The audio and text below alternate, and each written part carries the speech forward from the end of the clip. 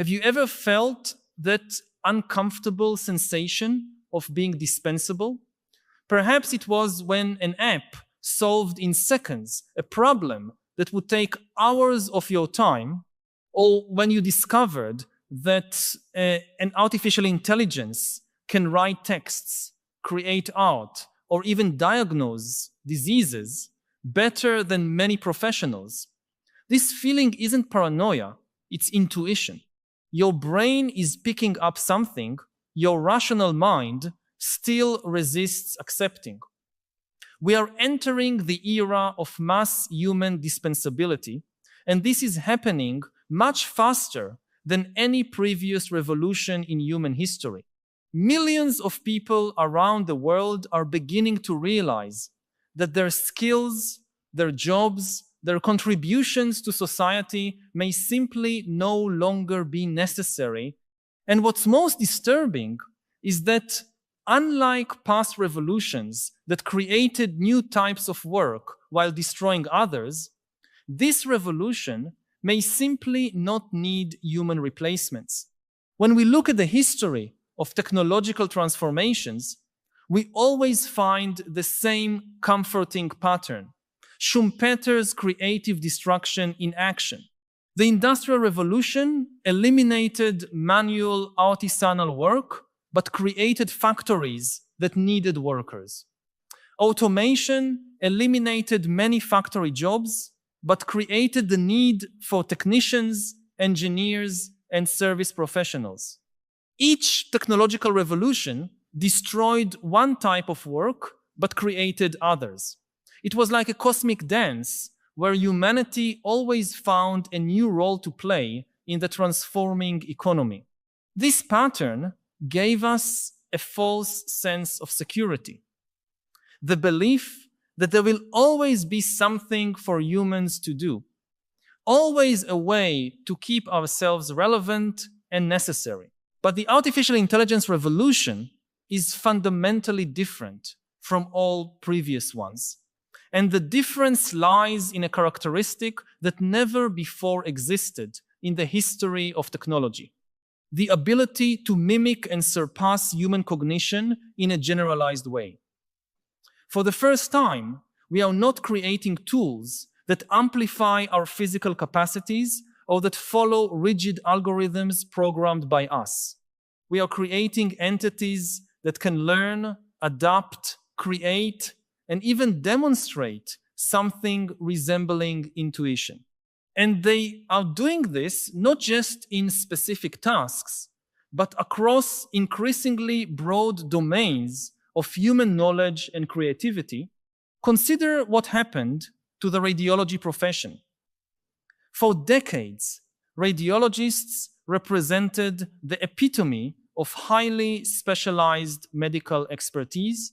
They were professionals who spent years learning to identify subtle patterns in medical images, developing a trained eye that combined technical knowledge with clinical intuition. Today, artificial intelligence systems can detect certain types of cancer in radiological images with accuracy superior to the best human specialists. And this is not an isolated achievement. AI systems are surpassing humans in dermatological diagnosis, pathological analysis, and even in robotic surgeries.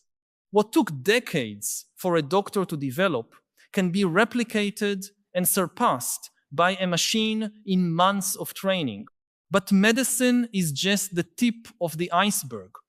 Lawyers discover that algorithms can analyze contracts and legal precedents faster and with fewer errors.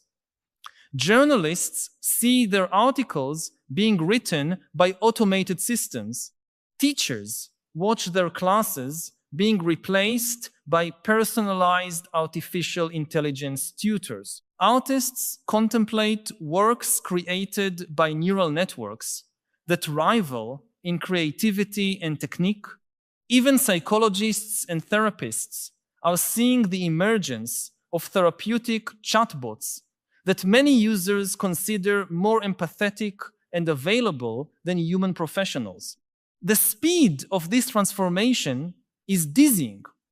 We are talking about changes that traditionally would take generations happening in a matter of years or even months.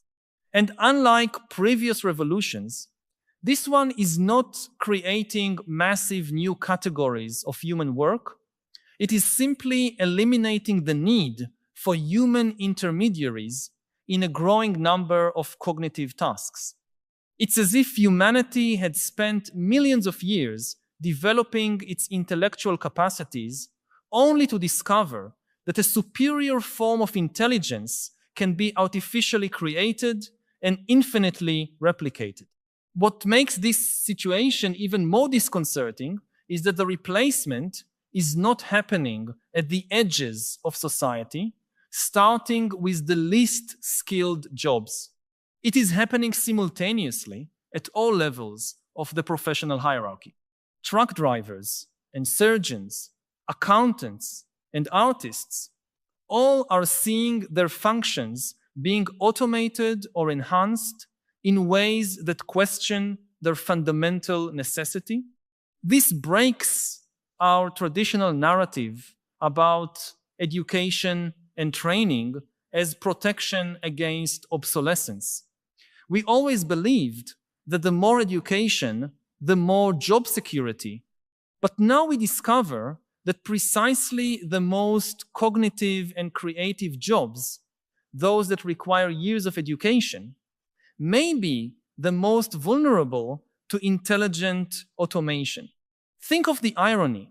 We spent centuries building educational systems based on the premise that knowledge and cognitive skills are humanity's greatest treasure, the guarantee of relevance and value in society. We created universities, developed increasingly refined specializations, built entire careers based on human expertise. And now we discover that all these intellectual achievements can be replicated, improved, and distributed by artificial systems that don't need salaries, vacations, health insurance, or emotional recognition. But perhaps the most disturbing question is not whether we will be replaced, but whether we really need to be. For millennia, humanity operated under the premise that our existence had an inherent purpose, that we were necessary for the functioning of the universe, at least our small corner of it. We worked, created, solved problems, took care of each other. Our identity was intrinsically linked to our usefulness. We are what we do, we thought. But what if we don't need to do anything? What if society can function perfectly without our active contribution? This is not just an economic question, it's existential. We are facing the real possibility of becoming an economically irrelevant species on our own planet. And this raises questions that go far beyond employment and income. If we don't need to work, what is the purpose of education? If we don't need to solve problems, where do we find meaning? If we don't need to create, what defines us as humans?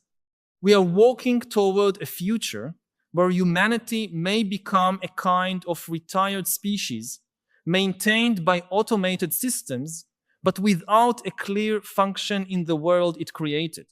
And here we arrive at a crucial fork in human history. On one hand, we can see this transformation as liberation. Imagine a world where no one needs to work at jobs they hate, where everyone has access to the best artificial doctors, teachers, and counselors, where creativity and human relationships become the only focus of existence. A world where we can finally dedicate ourselves to what really matters: deep connections, philosophical exploration, art for art's sake, love, contemplation.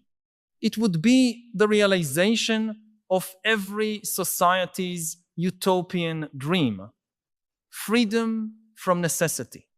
On the other hand, this same transformation may represent the end of everything we understand about human purpose and dignity, without the need to contribute, without the satisfaction of work well done, without the sense of being useful and valued. Many humans may find themselves lost in an existential void. Depression and anxiety are already epidemics in prosperous societies where many people feel their lives have no real meaning. Imagine this amplified for an entire species that discovered itself to be fundamentally unnecessary. Some will say we will always find new functions, that human creativity is infinite, that there will always be something only humans can do, but this belief may just be our anthropocentrism talking. It may be that we are desperately clinging to the idea of our own necessity because we cannot imagine an existence without it. Perhaps it's time to seriously consider that for the first time in history, a species has created something that can function independently of it. Which brings me back to the question you feel echoing in your mind when you wake up in the middle of the night.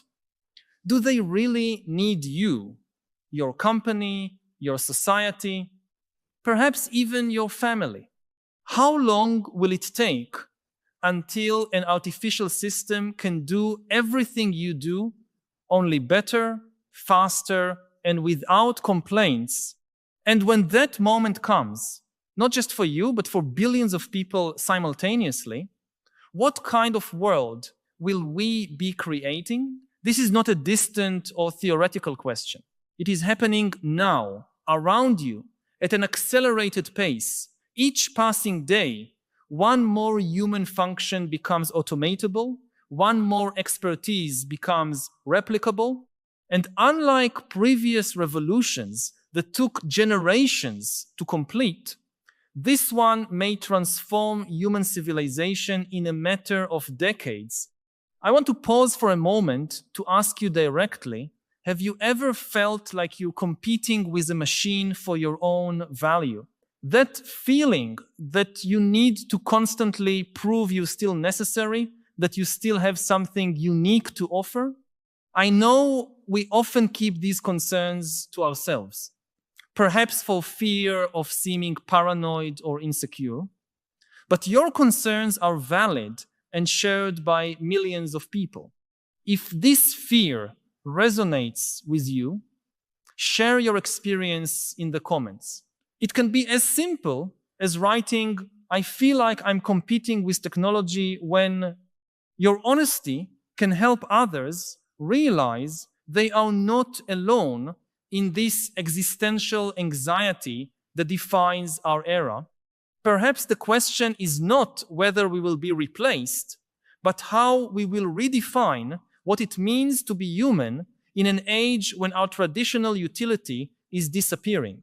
Throughout history, humanity has defined itself by what it could do, by the problems it could solve, by the needs it could meet. But what if our greatest contribution to the future is not what we do, but what we are? What if our consciousness, our capacity to suffer and feel joy, our ability to love and be loved, our search for meaning, even when that meaning seems to have no practical purpose, is exactly what makes us irreplaceable? This transformation may force us to confront questions we have avoided for millennia. What do we really value in the human experience? Is it our productivity or our humanity? Is it our capacity to solve problems or our capacity to feel? Is it our efficiency or our vulnerability? When a machine can do everything better, perhaps we finally have to look at what it cannot be: fragile, mortal, imperfect, desperately seeking meaning in an apparently indifferent universe. But this redefinition will not be automatic or painless. Entire societies will have to be reimagined. Economic systems that depend on human labor will need to be rebuilt. Concepts of value, merit, and resource distribution will have to be completely rethought. And perhaps most importantly, millions of people will have to find new ways of seeing themselves as valuable and meaningful when their economic utility disappears. Some countries are already experimenting with universal basic income, recognizing that it may be necessary to sustain entire populations that simply have no work to do. But money is only part of the equation. How does a society maintain cohesion and purpose when most of its members have no economic function? How do people maintain dignity and self-esteem when they don't contribute measurably to their community? Ironically, this crisis may take us back to some of the oldest questions in human philosophy. What constitutes a life well lived? How do we find meaning in existence? What is our relationship to the transcendent? For centuries, these questions were philosophical luxuries for those who had enough time to contemplate them. Now they may become practical necessities for all of humanity. Perhaps we will discover that our greatest achievement as a species was not creating artificial intelligence, but being forced by it to rediscover our own essence. Perhaps we will learn to value things we always took for granted: a deep conversation, a gesture of kindness, the beauty of a present moment, the courage to face the unknown. Perhaps we will discover that in a world where everything can be automated, the only truly precious thing is the conscious experience of being alive. Or maybe not. Maybe we really will become an obsolete species, artificially maintained by our mechanical successors, a living reminder of a time when intelligence needed biological bodies to exist. Maybe our descendants will look at us the way we look at the last hunter-gatherers, historical curiosities who refuse to adapt to the modern world. The future is not written, but it is being programmed now, line by line of code, algorithm by algorithm, decision by decision, about what kind of systems we create and how we integrate them into our lives. And perhaps this is our last great responsibility as a species, to ensure that in creating our successors, we don't forget the value of what we are leaving behind. The uncomfortable truth is that we don't know if they really need us, but we know we still need each other, still need meaning, still need to feel that our existence matters. And while we struggle to discover our place in this new world, perhaps we should remember that being necessary and being valuable are not necessarily the same thing. Think of a work of art you love. Is it necessary? Does it solve any practical problem? Probably not. But does that make it less valuable? Perhaps our journey as a species is taking us from being useful tools to being something closer to art. Unnecessary from a practical standpoint, but precious from an existential one. The question then is not whether they need us, but whether we choose to keep needing ourselves, and whether we choose to value the human experience not for what it produces, but for what it is: unique, unreplicable, and perhaps for that very reason, truly irreplaceable. If these reflections touched on something you have been feeling, but perhaps haven't found words to express, know that you are not alone. We are all navigating uncharted waters, trying to understand our place in a world that is changing faster than our capacity for understanding. If you subscribe to the channel, you will connect with a growing community of people who share your concerns and your desire for a deeper understanding of the philosophical challenges of our time. Each week, we meet here to explore together the great questions that define our era and to seek not just understanding, but also wiser ways to live amid the transformations we are witnessing. This is not just a channel, but a space for dialogue and collective growth where we can face together the most difficult questions of our existence. Join us on this continuous journey. Subscribe so we can continue this essential conversation about how to find human value and meaning in an age that questions our very necessity. The replacement revolution has already begun. The question is not whether it will happen, but how we will respond to it.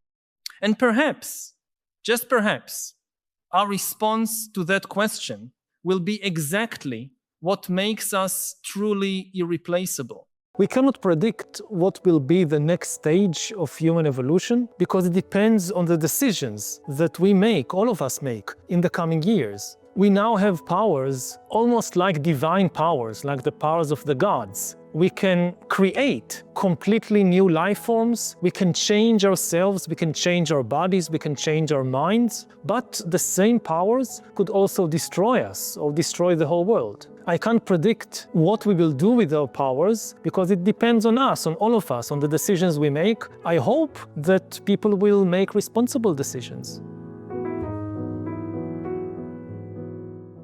Information isn't truth. Most information is junk. Yeah. It's fiction and delusion and lies, and there are three reasons for it. First of all, the truth is costly, whereas fiction is cheap. You want to produce a truthful account of an economic crisis, of history, of whatever it is, you need to invest time, money, effort in doing research, analyzing. If you just write the first thing that comes to your mind, it's cheap. Secondly, the truth tends to be complicated because reality is complicated. Yes. Fiction can be as simple as you would like it to be. Yeah. You know, Jon Snow wanted to investigate what causes cholera. Not only he had to invest a lot of time and effort, but the actual process, there is these tiny microbes in the cesspool and they get into the drinking water and then they get into your body. Very complicated to understand a pandemic. If you just believe, it's witches that are casting a black magic on us, that's very simple. Very simple. Most people prefer simple stories. And the last thing, the truth tends to be painful sometimes. Not always, but often the truth about us personally or collectively is unattractive, whereas fiction can be as attractive as you'd like it to be. Democracies are made possible only by information technology. Democracy, in essence, is a conversation. A group of people conversing, talking, trying to make decisions together. Dictatorship is one person dictates everything. That's dictatorship. Now, in the Stone Age, hunter-gatherers living in small bands, they were mostly democratic. Whenever the band needed to decide anything, they could just talk with each other. As human societies grew bigger, it just became technically difficult to hold the conversation. The only examples we have from the ancient world for democracies are small city-states, like Athens or Republican Rome. These are the two most famous examples, not the only ones, but the most famous. Even philosophers like Plato and Aristotle, they knew once you go beyond the level of a city-state, democracy is impossible. We do not know of a single example from the pre-modern world of a large-scale democracy. Large-scale democracy becomes possible only in the late modern era when a couple of information technologies appear. First the newspaper, then telegraph and radio and television, and they make large-scale democracy possible.